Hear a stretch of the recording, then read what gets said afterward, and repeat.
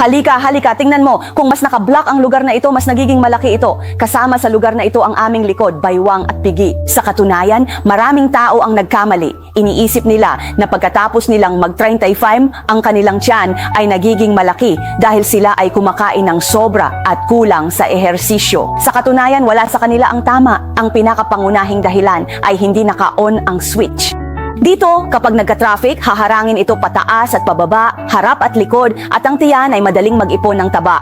Kaya ngayon, ituturo ko sa iyo ang isang mahusay na paraan na parehong ligtas at epektibo at angkop para sa mga nasa katanghaliang gulang at matatandang kaibigan upang mawala ang taba ng tiyan. Hindi natin kailangang tumakbo o tumalon at hindi natin kailangang mag-diet o kumain ng pagkain na nagpapababa ng taba. Kailangan mo lang gawin ang ehersisyo na ito sa bahay sa loob ng 5 hanggang 10 minuto, lalo na sa mga may malaking tiyan, ngunit hindi mataba ang mga paa.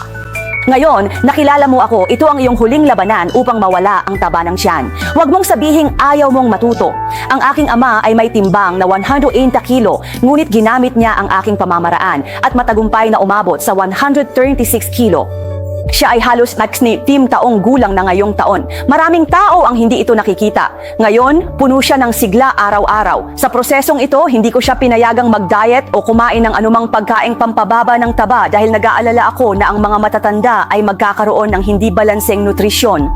Hindi namin siya hahayaang gumawa ng running or jumping exercises dahil masyado siyang mabigat.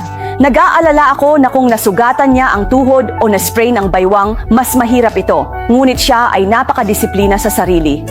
Sinasanay ko ang ehersisyong ito sa loob ng 5 hanggang 10 minuto sa bahay araw-araw. Kaya ano nga ba ang isang magandang paraan? Halika at tingnan.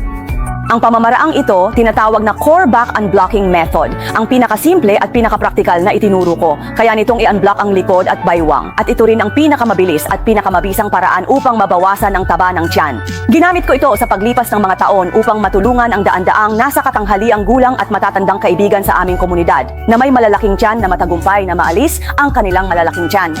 Kaya sa susunod, ituturo ko sa iyo ang pamamaraang ito, okay?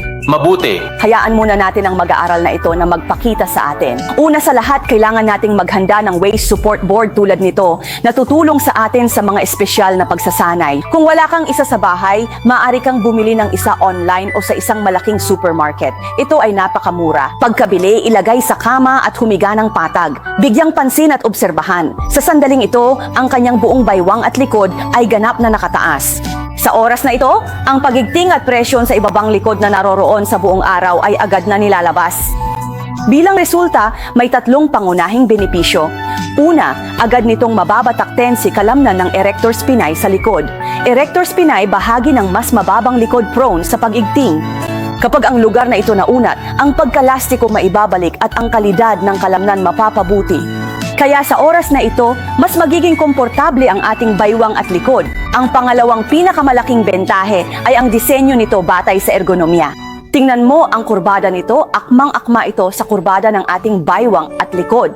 Kaya maaari nitong ibalik ang ating lumbar spine sa orihinal nitong posisyon sa physiological. Ito ay napaka-friendly sa mga sa amin na may nakausli, makitid o nakaumbok na ngipin. Bukod dito, maaari din nitong hilahin at iunat ang ating makitid na intervertebral disc space. Kapag ang puwang na ito ay naunat, ang presyon sa aming baywang ay agad na ilalabas. Sa oras na ito, ang pakiramdam ng pang-aapi sa loob ay natural na mawawala.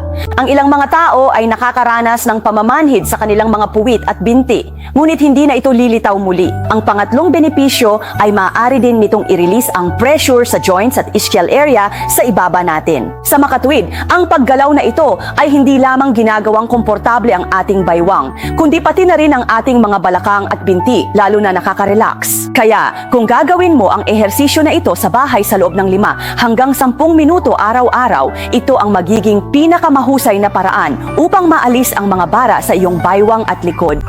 Pagkatapos ay kumapit saglit at damhin ang iyong baywang, likod, balakang at ang kabuuang ginhawa. Pagkatapos, tingnan ang mga pagbabago tiyan. Naniniwala akong babalik kayong lahat para magpasalamat. Sa wakas, bigyang diin na kapag pinili mo ang tuktok na wasteboard, dapat mong piliin ang may magandang material, walang kakaibang amoy, at malakas na cushioning.